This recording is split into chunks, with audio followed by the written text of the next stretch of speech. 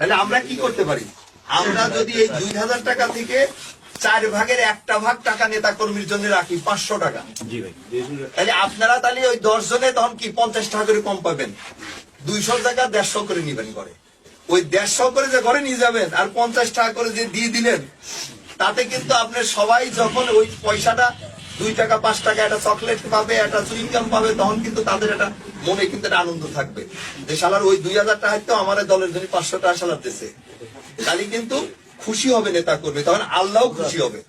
আর এই যে আপনি যে 150 টাকা ঘরে নিয়ে গেলেন, ওইটার কিন্তু শান্তিও থাকবে আলাদা, তখন আর ওইটাকে অভিশাপ দিবেন। আমি কি কথাটা বুঝাতে পারছি আপনাদের?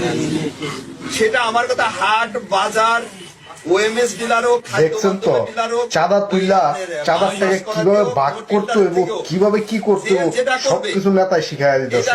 তাহলে দেশটা কিভাবে চলতেছে একটা চিন্তা করে দেখেন তো।